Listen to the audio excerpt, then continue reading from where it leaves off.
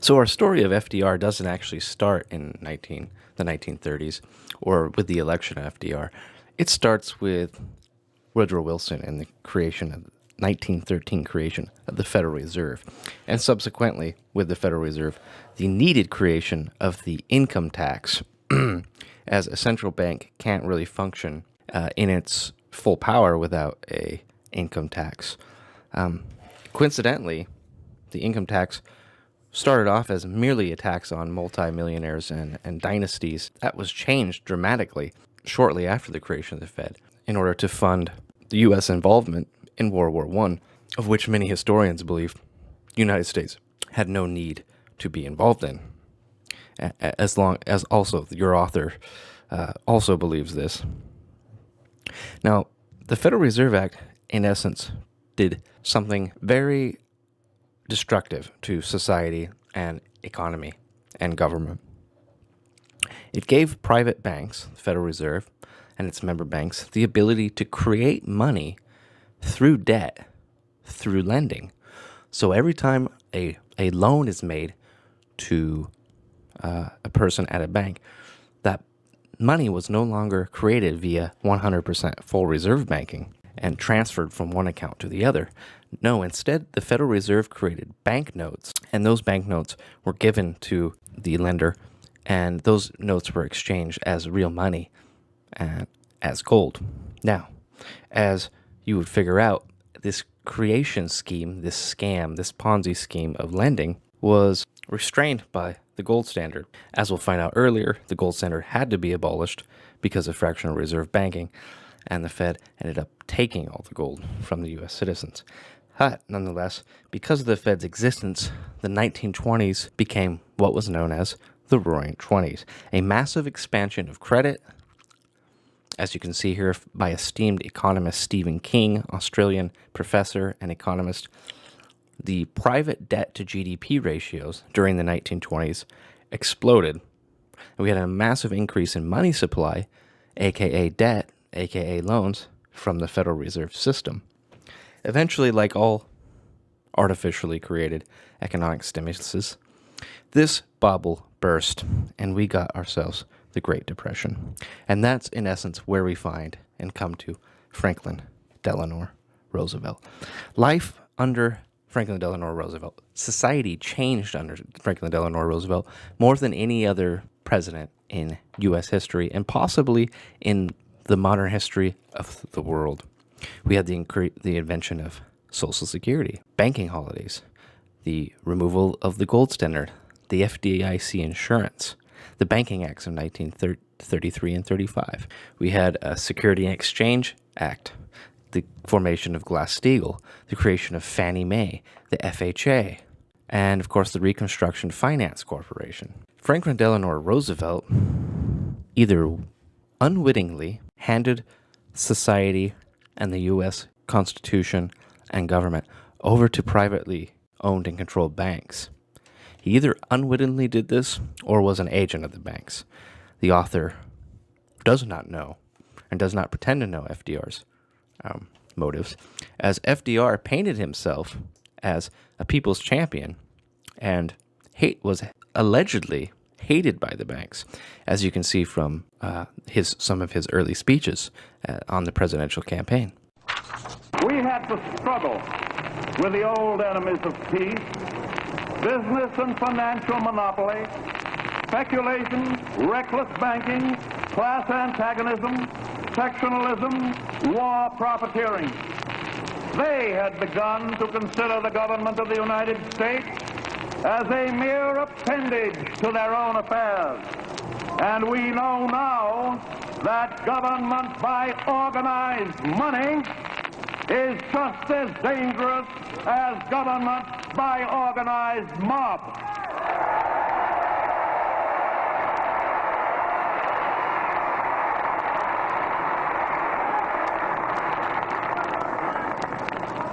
Never before in all our history have these forces been so united against one candidate as they stand today. They are unanimous in their hate for me, and I welcome their hatred. You also see this in a alleged fascist takeover of the federal government via whistleblower Smedley Butler.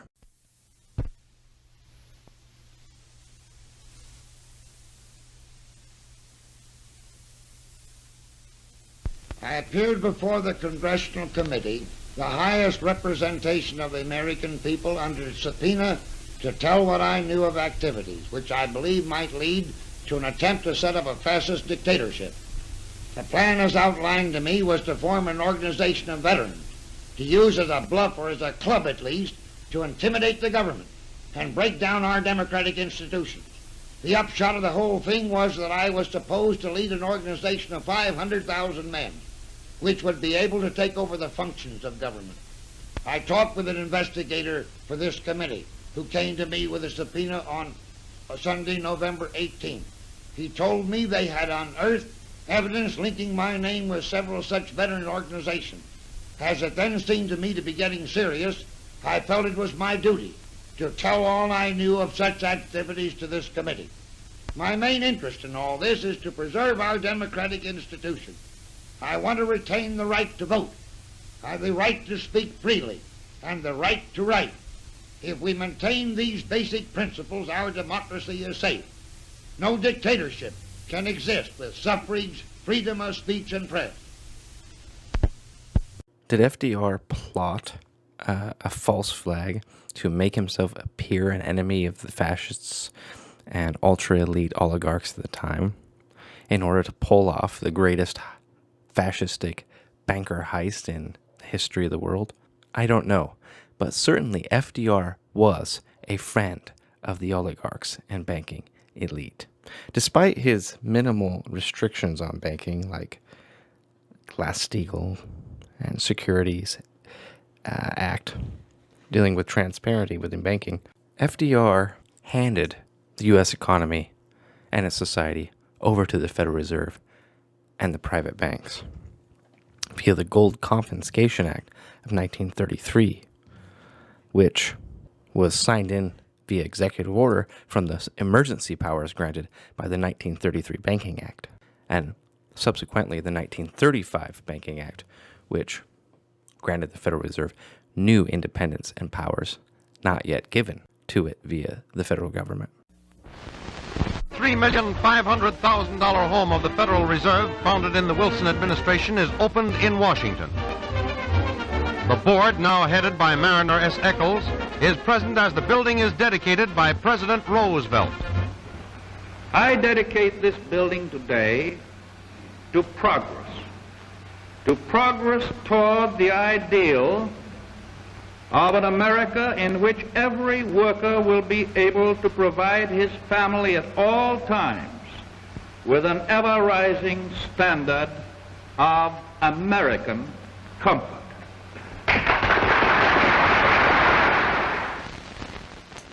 Now, it's also possible that Roosevelt was making a deal with the devil. He thought he could work with the banks in order to create a fractional reserve system that could benefit the people. Little did he know the stops and protections he put in place, like Glass-Steagall, were so weak and easily defeated that future generations would pay dearly for. Two major banking acts were passed during the Franklin Delano Roosevelt administration. First, the Act of 1933. Secondly, the Act of 1935. Here's a quote from Secretary of Treasury William Woodin in 1933. The emergency banking legislation passed by Congress today is the most constructive step towards the solution of financial and banking difficulties which has confronted the country. The extraordinary rapidity with which this legislation was enacted by the Congress heartens and encourages the country. So that's an incredible quote. He didn't say anything there. That's called the art of bullshit. The legislation, which provided for the reopening of banks as soon as examiners found them to be financially secure, was prepared by Treasury staff during Herbert Hoover's administration and was introduced on March 9, 1933. It passed later that evening amid the chaotic scene on the floor of Congress. In fact, many many in Congress, this is so important, did not even have the opportunity to read the legislation before the vote was called for. So how often in our nation's history has a crisis either been created or happened where massive shifts in power and control go from the people to either banks and corporations or the government? So this was supposedly, the Emergency Banking Act was intended to restore America's confidence in banks when they reopened. Expanded presidential authority during the banking crisis, including retroactive approval of banking holiday and regulation of all banking functions, including any transactions in foreign exchange, transfer of credit between or payments by banking institutions as defined by the president, and extorting, melting, or earmarkings of gold and silver and coin. So as many of you probably know, gold was in fact outlawed in 1933 through executive order. So here's a little excerpt from what you could call a bailout from the 1930s for the Federal Reserve and the private banks. So along comes FDR. One of the very first things he did was issue an executive order basically outlawing the private ownership of gold, bullion. Okay, this was from the 1933 Act I just read, Banking Emergency Act. U.S. Treasury gold certificates were no longer legal tender when held by the general public, unless exchanged at the U.S. Treasury or Federal Reserve Bank for no other non-gold paper. The U.S. Treasury could then transfer 6,000 metric tons of gold to the Federal Reserve as a token backing for the full faith and credit of the United States, reportedly. The U.S. Treasury sent gold certificates to the Federal Reserve in exchange for Federal Reserve notes. So the net result of this exchange was that the privately controlled Federal Reserve Bank held U.S. Treasury gold certificates backed by U.S. Treasury gold, while the U.S. Treasury held Federal Reserve notes backed by, quote, credit, or really backed by nothing. These actions bailed out the private-controlled Federal Reserve Bank, which, as of 1933, would no longer be in danger of collapse due to the shortfall of 20,000 or more metric tons of gold. Again, that's because the Federal Reserve used fractional reserve banking, creating currency through lending. During the Fireside Chat, May 7th, 1933, Roosevelt basically admitted that gold clause obligation far exceeded the amount of gold held by the U.S. Treasury and Federal Reserve. In fact, the total gold obligations far exceeded the amount of gold in the entire world, of course, because as we know, that's what the Federal does through fractional reserve banking. That's how bankers enslave us, is through the creation of debt. And fractional reserve banking basically allows banks to create debt into infinity. Behind government currency, we have, in addition to the promise to pay a reserve gold and small reserve of silver, neither of them anything like the total amount of the currency. That's his quote from 1933, May. In the speech, Roosevelt outlined that the total U.S. gold reserve amounted in between 3 to 4 billion worth, 4 to 6,000 tons, and that all the gold in the world was valued at $11 billion. At the same time, Roosevelt admitted that the U.S. government and fractional reserve gold obligations were at least $30 billion worth. Okay, you see the expansion of. As a citizen complied to the new law by turning in the gold reserve of the U.S. Treasury and the Federal Reserve increased, and after most of the public gold was turned in, FDR raised the official price from $20.67 to $35 per troy ounce. How convenient gold clause Federal Reserve notes were not recalled and remained in circulation, but they could no longer be exchanged for gold except by certain central banks, foreign, for those connections. So what you had was basically a gold bailout in the 1930s through FDR and the Federal Reserve. FDR forced people to give up their gold, and that gold, in essence, went to the privately controlled Federal Reserve and its member banks. That, in turn, gave the Federal Reserve even more political and economic power over the United States. You know the old saying, he who owns the gold makes the laws. This was clearly a sort of banking scheme / bailout that would appear to have been planned, or at least used to the utmost effect for the benefit of the Federal Reserve during this time, to benefit it. You know the old saying, take a crisis and use it to pass or get things done that you want done, that you couldn't during normal, peaceful, or easy times. Was the Emergency Banking Act a success? For the most part, yeah, it was. When banks reopened on March 13th, it was common to see long lines of customers returning their stashed cash to their bank accounts. Currency held by the public had increased 1.78 billion in 4 weeks, ending March 8th. Okay, so these were from the bank runs. People were making runs on the banks to get their money out for fear of not having their money, right? By the end of March, though, the public had redeposited about 2/3 of the cash. And as we know, because of the nature of fractional reserve banking, you have to put money into the banks to increase the money supply to get the economy back rolling. That's how you create inflation. The Great Depression, of course, was created by massive inflation during the 20s and then a massive deflation during the 30s. So what they're doing here is they're trying to trick the public to putting their money back into this banking system, which the public should never have trusted in the first place. You see the problem here? The public was right in taking their money out and to have no trust in the banks. Frankly, they shouldn't have any trust, and we still shouldn't. And one of the ways they instilled trust, of course, was through the FDIC insurance, insuring everyone's bank accounts, which ultimately meant putting the U.S. taxpayers on the tab for any bank that fails. So you have the taxpayer backing bank. Now, the Banking Act of 1935, I have this highlighted here, the Board of Governors became increasingly independent. So this is the Fed from the executive branch of the government, the Secretary of the Treasury, who had served as the chairman of the Federal Reserve. Okay, so the Secretary of the Treasury used to be the chairman of the Federal Reserve, for those of you that don't know that, and the comptroller of the currency. So there was still some level of control from the sovereign government over the banks. Who had served as a member of the Federal Reserve Board ceased to serve with the Federal Reserve after 1936. The Federal Reserve moved its meetings from the Treasury Department, okay, showing some connection to our government, to a building constructed on Constitution Avenue and consolidated its staff at that location. Planning for a building began, blah, blah, blah, blah, blah.